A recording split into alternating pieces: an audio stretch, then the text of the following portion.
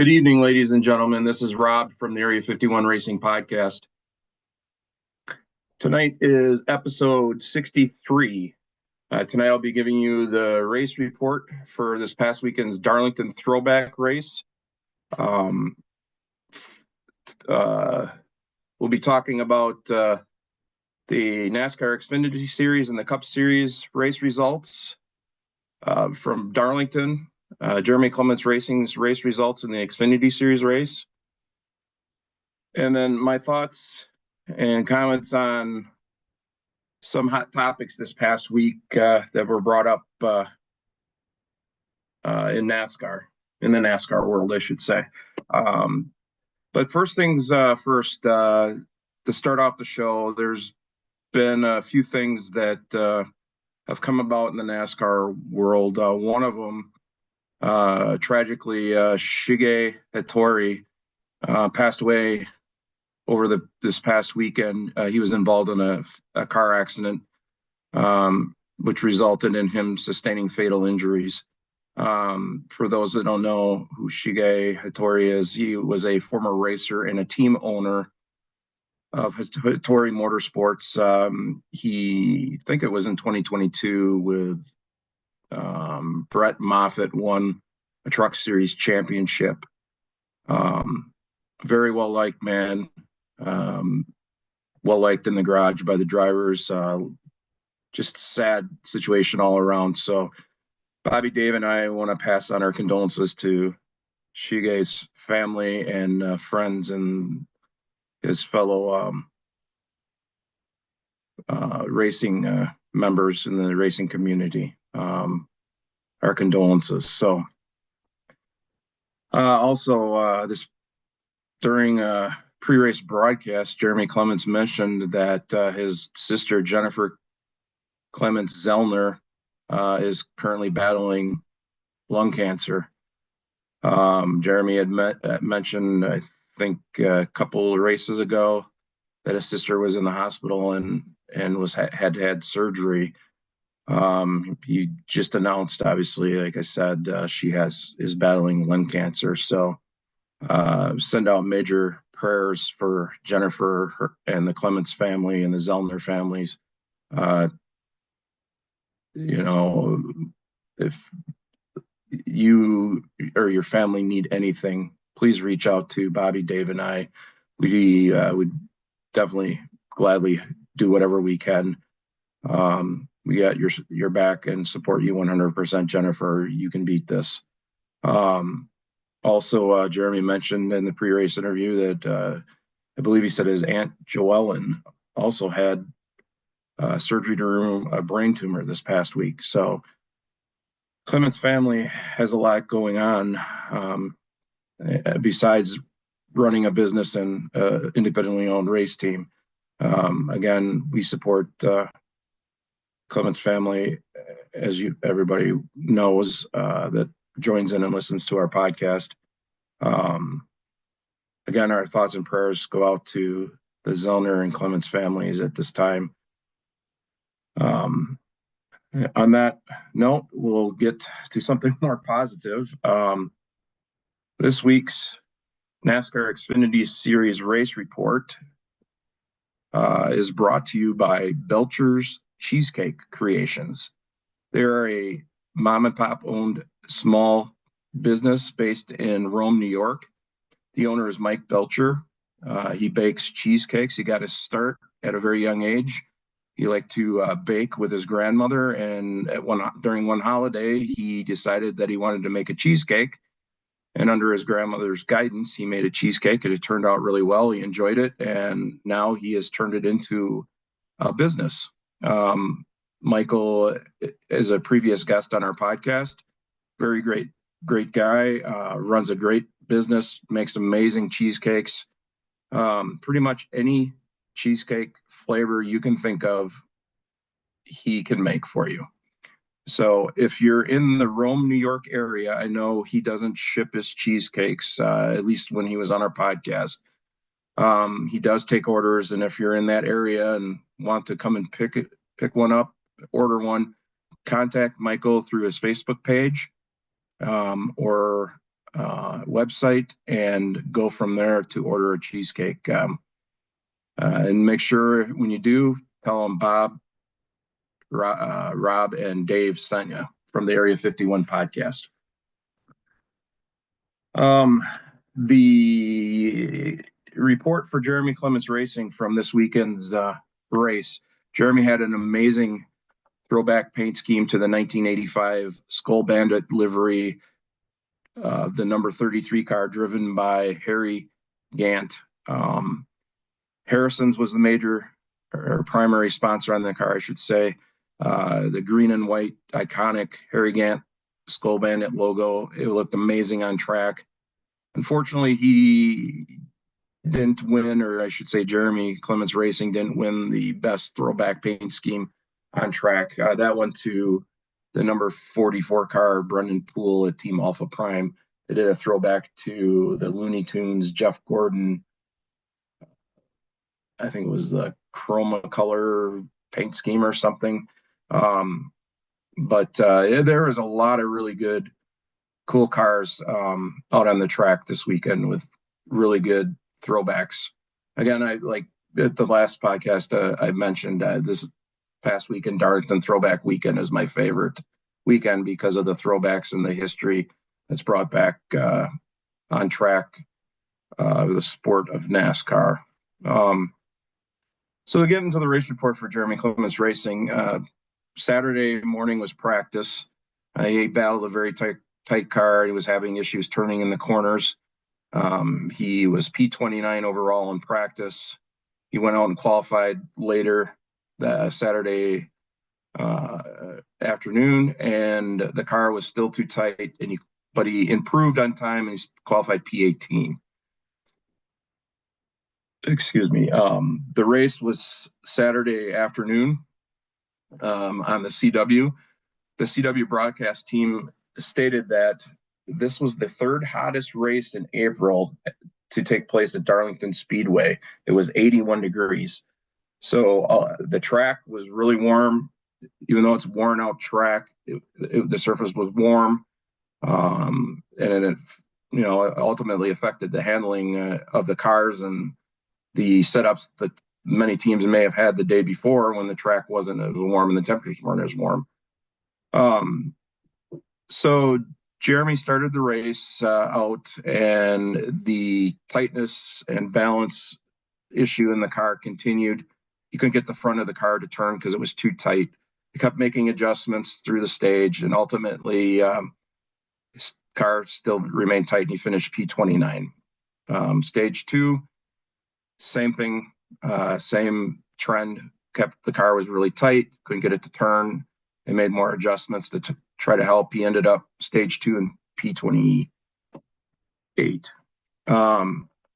To start stage 3, when they came into their pit stop, the number 18 car, William Swalich, was pitted in the pit stall in front of him. For some reason, William Swalich pitted deep into his pit stall, where his rear bumper was on the line or just over the line. And as a result, when Jeremy's pit stop was completed, he tried to exit the pit box, but because Swalich's right rear of his car was hanging out so far, it wouldn't clear Jeremy's car, wouldn't clear Swalich's car, so he tried to back the car up. Jeremy had issues getting the car in reverse for some reason, and attempted to back up twice, and then ultimately went forward thinking he cleared the car and then just barely nudged the rear bumper cover of Swalich's car while it was in his pit stall, and his team was servicing the car on their pit stop. As a result, NASCAR penalized Jeremy for interfering with Swalich's pit stop, so he had to go to the rear of the longest line. After the restart, or the start, I should say, to stage 3, Jeremy Spotter RC radioed Jeremy's crew chief, Case Kallenbach, and said, hey, you should message NASCAR and tell them that the 18 car actually interfered with our pit stop as well. Case said that he did message NASCAR and was informed by race control that it was close for an interference on their pit stop by William Sawalich, the number 18 car. However, no penalty was issued to Sawalich. Several laps later, Case came back on the radio and told RC that he had just gotten another message from NASCAR race control advising that after his second look, they should have penalized Sawalich for interfering with Jeremy Clements' pit stop, as he interfered with their stop because of the position of the way his car was in his pit stall.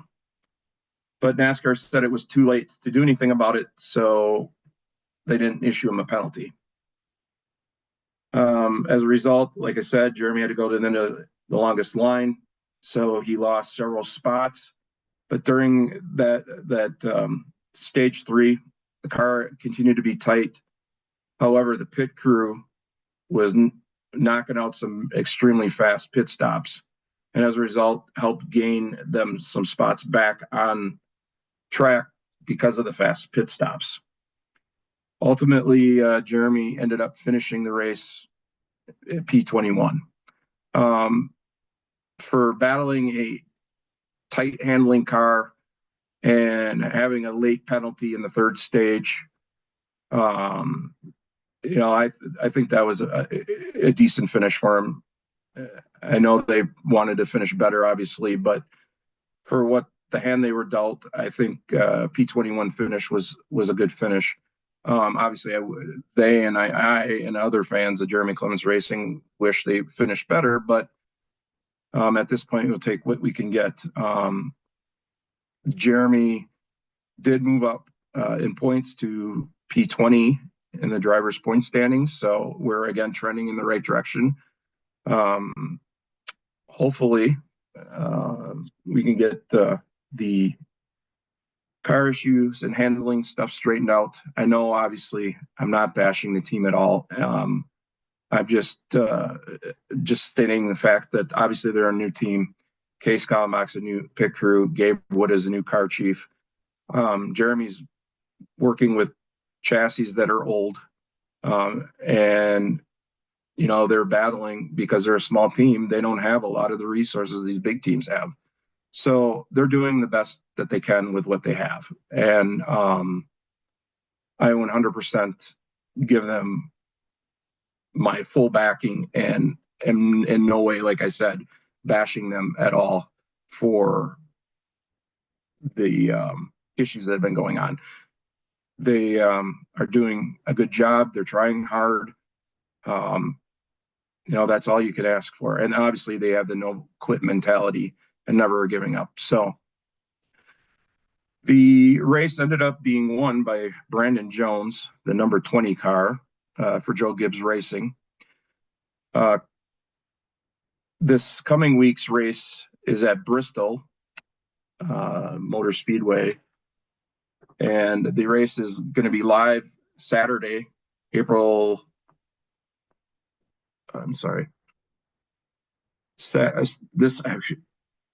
the race is going to be live this Saturday at 4 p.m. Central Standard Time on the CW. So tune in and watch the race at that time. Practice qualifying will be before this, obviously. The people qualifying for the Dash for Cash at Bristol from the results from Martinsville are Austin Hill, Sheldon Krieg, Justin Allgaier, and Brendan Poole. They will be battling for the $100,000 Dash for Cash prize. The Cup race results. Denny Hamlin ended up going back-to-back this week. He won last week at Martinsville, now this week at Darlington. He got his 56th career NASCAR Cup Series win. Hamlin didn't have a dominant car. However, he does have a really super good and fast pit crew, and basically was able to win the race because of the fast pit stops that his pit crew did for him, especially after the final caution of the race. where they had a blazing pit stop. I want to say it was sub 9 seconds. I think it was 8.53 or 8.35 or something. It was something crazy. And that got him the lead and ultimately helped him win the race. So Denny is on a little bit of a heater right now. I know there are a lot of fans out there that don't like him, but I think Denny Hamlin obviously is a good racer, and he's entertaining, especially when he's on his Actions Detrimental podcast. I enjoy listening to his insight on stuff, and I like his sarcasm and his shit talking that he does to competitors and race fans and such. I think that banter is, as long as it's in with a good intention, is good, and not ill-willed, then it's a good thing. So, but in that, excuse me, I'm sorry. The Cup, or I should say, the Truck Series was off this past week. So the races were actually good this week. They weren't a wreck fest like at Martinsville. Thank God. I think it's a lot of the drivers were talked to, listened to the comments that the race fans, the team owners, the veteran drivers, the legendary drivers were saying, like I talked about last week on my race report podcast here. They also, at the drivers meeting, talked to all the drivers, and some of the veteran drivers in the series spoke about the driving that was going on in the series. So hopefully all that got their attention. The racing gets better. Like I said, for the most part, it was a good race, and in the Cup and the Xfinity series. One thing, though, I wanted to talk about is Sammy Smith was one of the drivers last week. He got docked 50 points, fined $25,000. He drives the number 8 car for Junior Motorsports. His team owner, Dale Earnhardt Jr., came on, I think it was Dirty Mo Media Podcast, one of his podcast platforms, and made a comment about he was really pissed at Sammy for a little bit of after the race, but then he thought about it and basically said he had his driver's back. And I understand that. As an owner, you want to make sure your driver knows you have their back. Otherwise, the driver's not going to want to try for you or try to succeed if they know you're not going to back them up when they need you. So I get what Dale Jr. is saying. He's got his back, but Dale said he absolutely was not going to listen to other drivers, other team owners, fans who were suggesting that he suspend Sammy for a race, take him out of the car and put somebody else in the car or any of that stuff. So I hope Sammy Smith gets the hint that what he did was wrong. He did apologize on social media this past week for his actions. So I give him props and kudos for that. Like I said, he's a great young driver. I mean, he's very talented. But what he did at Martinsville to wreck the 54 car Taylor Gray to retaliate was just BS. It was garbage and not something that shouldn't be in the sport of racing. So on that note, I think I've talked ad nauseum about the Wreckfest at Martinsville last week during this podcast, and then now this week. So we'll give that a rest for now. Hopefully, like I said, that trend continues to go in the right direction, and that the driving continues to be a lot cleaner and better, and that the drivers decide to pass cars cleanly instead of driving through them and to get by.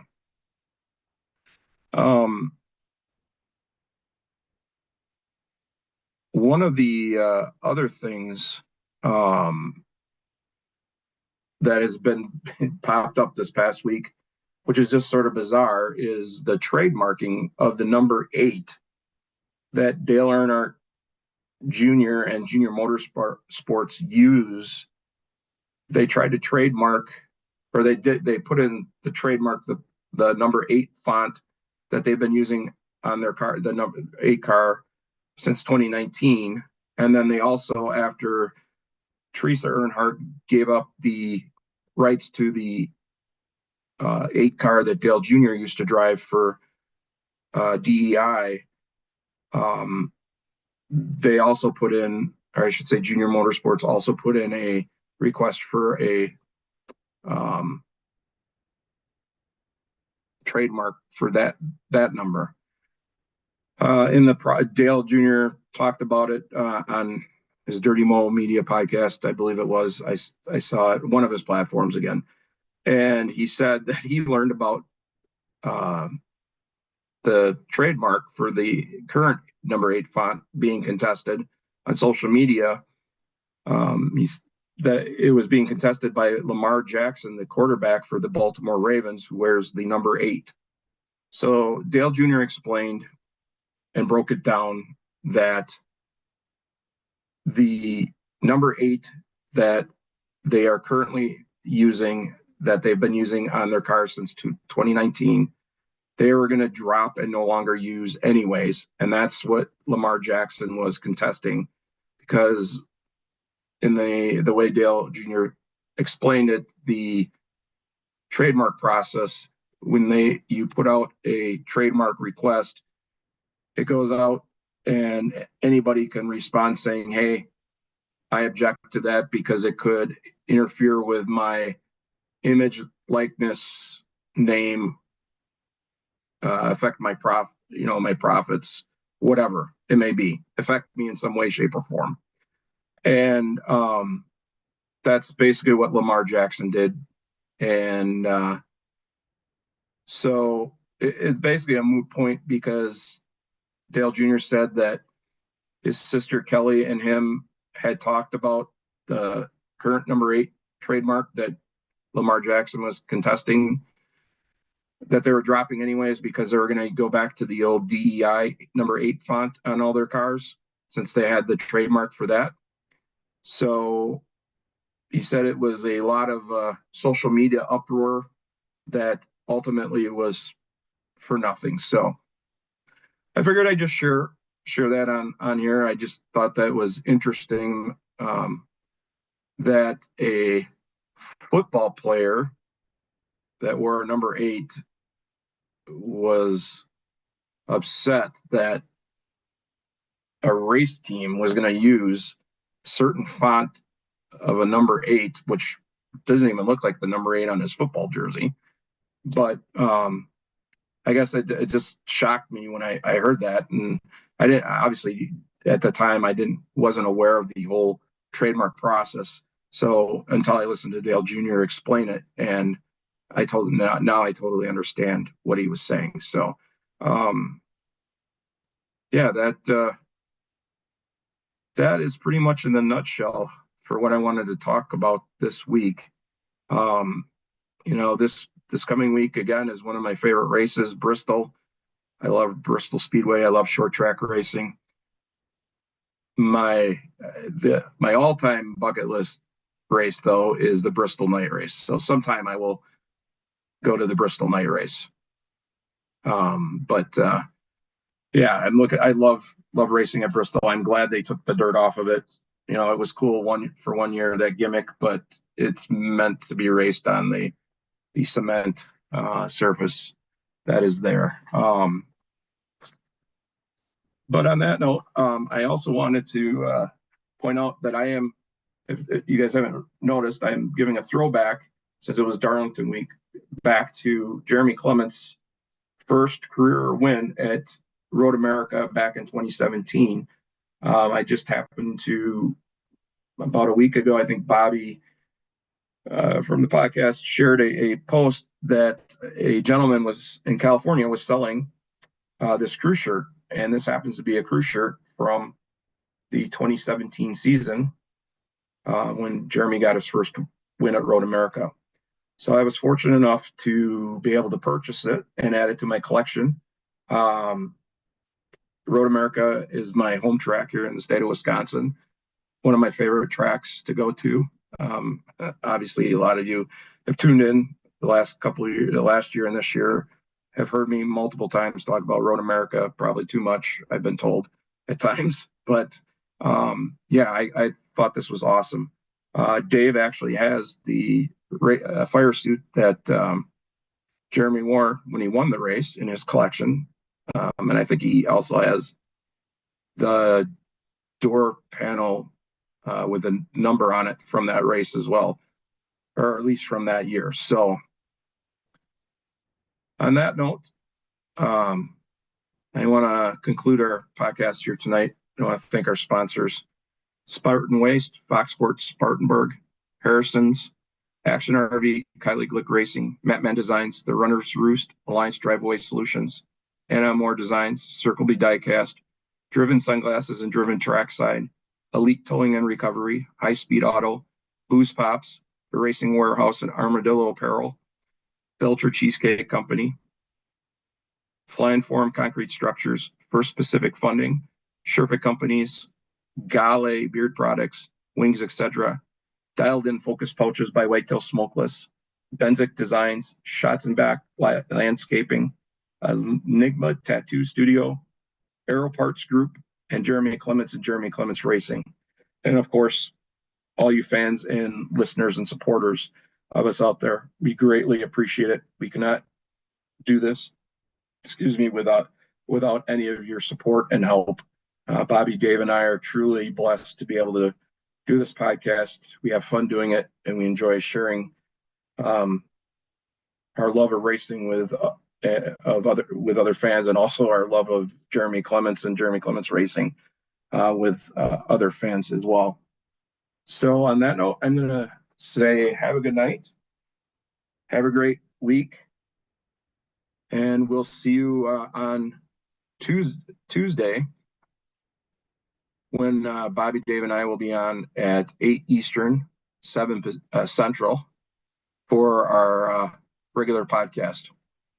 This is Rob from the Area 51 Racing Podcast. This is the conclusion of episode 63. Peace and have a great night, everyone.